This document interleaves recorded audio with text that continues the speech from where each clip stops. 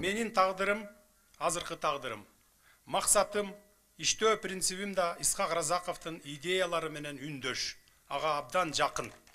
Тактап айтсам, биринчиден анын туугандарына улуу ата мекендик согуштан кийинки ураган мамлекет бүлүнгөн чарбаны оңдоо тагдыры туш келген. Жакын арада улуттук коопсуздук кызматынын төрагасы Ташиев Камчыбек Кыдыршаевич Өзбекстанга сапары менен барып келди, расмий сапары менен. Ушу чек ара маселеси боюнча сөз болду. Кудай буйурса, чек ара маселесин Өзбекстан менен дагы, Тажикстан менен дагы тынчтыкта, ынтымакта сүйлөшүүлөр жолу менен чечип алабыз. Элдин, мамлекеттин кызыкчылыгына чечилет сөзсүз түрдө. Баткендин күрүчү, Баткендин өрүгү дүйнөлүк брендке айландыруу керек. Ал үчүн айыл чарбасында кластердик системаны киргизип, кайра иштетүүчү ишканаларды ачууга жардам беребиз.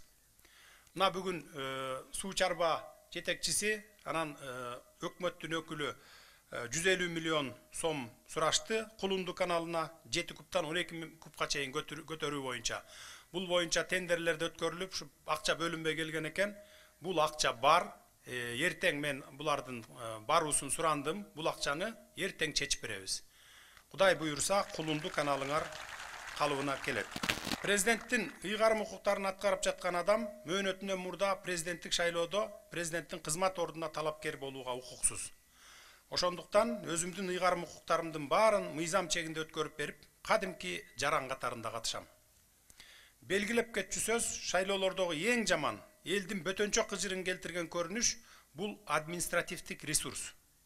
Мен өзүм муну менен биринчилерден болуп күрөшөм. Албетте, мыйзамдардын, адилеттүүлүктөрдүн диктатурасын орнотобуз.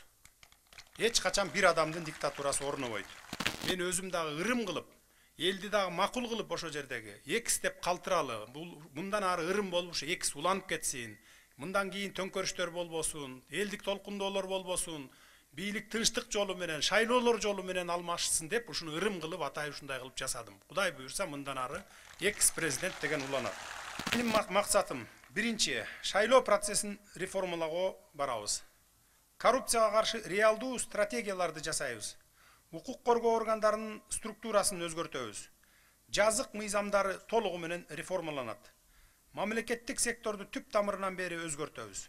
Структурасы, саны, функциялары, талаптары жана башка бардыгы өзгөрүлөт. Сот системасы толук реформаланат. Менчикти коргоо, бюджеттин пайдасына чечүү жана башка маселелер чечилет.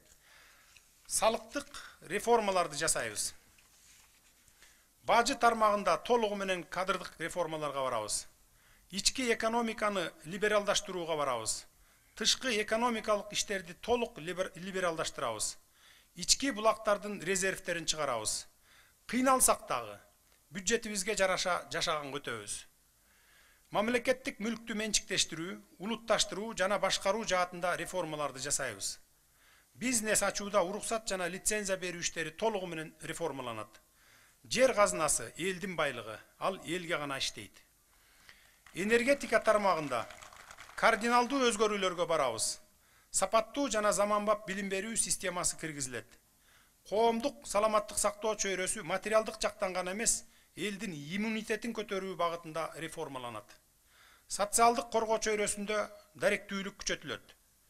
Башкысы демилгелүү жаштардын баарын мамлекеттик аппаратка иштегенге тартабыз.